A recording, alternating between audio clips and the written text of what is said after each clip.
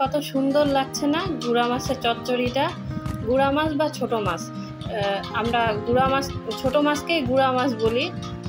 তো এই ছোট মাছের চচ্চড়িটা খেতে কিন্তু অসম্ভব মজা। আসসালামু আলাইকুম, সবাই কেমন আছেন? সবাইকে আমার চ্যানেল ইলু কিচেনে স্বাগত। তো আজকে আমি আপনাদেরকে রান্না করে দেখাবো ছোট মাছ। তো এখানে বিভিন্ন প্রকারের ছোট মাছ আছে, যেমন ট্যাংরা মাছ, তারপরে চোপড়া মাছ, ডেরকা, পুঁটি, মানে অনেক রকমের মিশালি একটা মাছ আছে এখানে। এই মাছের চচ্চড়ি খেতে কিন্তু খুব মজা। তো তার জন্য আমি একটি কড়াই নিয়ে নিয়েছি। কড়াইয়ের মধ্যে কাঁচামরিচ কুচি, কিছু পেঁয়াজ কুচি দিয়ে এখন অল্প অল্প করে মশলাগুলো সব দিয়ে দিব। তো এখানে সামান্য পরিমাণে লবণ, সামান্য একটু মরিচের গুঁড়া, হলুদের গুঁড়া, জিরা আর ধনিয়ার গুঁড়া, আর সামান্য পরিমাণে গরম মশলার গুঁড়া সব একসাথে দিয়ে এখন ভালোভাবে এটা মেখে নিব। মানে কষলিয়ে মাখতে হবে। এই চচ্চড়িটা যত মাখা হবে স্বাদ তত বেশি হবে। তো এই যে পেঁয়াজ আর মরিচ মাখতে মাখতে আমি একবারে নরম করে ফেলছি।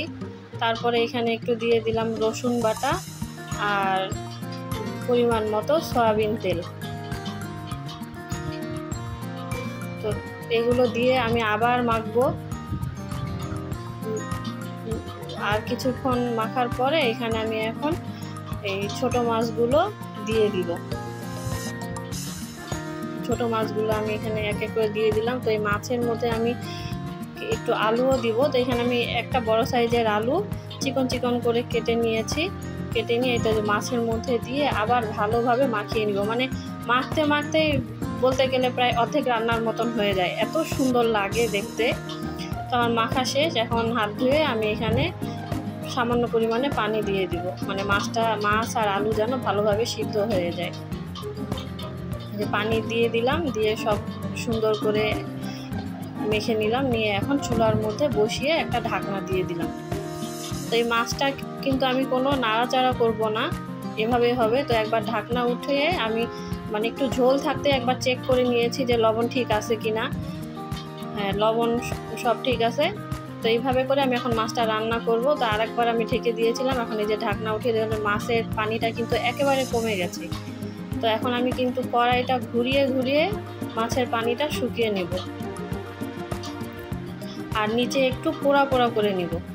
এভাবে ছোট মাছের চচ্চড়ি খেতে কিন্তু অনেক মজা। মানে পোড়া যে অংশটুকু পুড়ে পুড়ে যায় হালকা, সেটাই খেতে অনেক মজা লাগে। তো এই যে আমি কিন্তু কড়াই ঘুরিয়ে ঘুরিয়ে মাছটা চতুর্পাশে সুন্দর করে একটু পোড়া পোড়া করে নিচ্ছি। তো আমার রান্না শেষ। এখন এটা আমি একটা বাটিতে ঢেলে নিব। এই বাটিতে ঢেলে নিচে কিন্তু দেখতে পাচ্ছেন কড়াইটা যে আমার নিচে কিন্তু একটু পুড়ে পুড়ে গেছে। তো এই পোড়া অংশটাই খেতে কিন্তু অনেক মজা। তো এই যে আমার গুঁড়া মাছের চচ্চড়ি কমপ্লিট। এটা কিন্তু খেতে অসম্ভব মজা লাগে। তো আমার ভিডিওটি যদি আপনাদের ভালো লেগে থাকে অবশ্যই লাইক, কমেন্ট, শেয়ার করবেন এবং সাবস্ক্রাইব করে পাশে থাকা বেল আইকনটি বাজিয়ে দেবেন। আর সবাই বাসায় এরকম মজার রান্না করবেন, খাবেন এবং আমাদেরকেও দেখানোর জন্য ভিডিও ছাড়বেন। তো সবাই ভালো থাকবেন। আল্লাহ হাফেজ।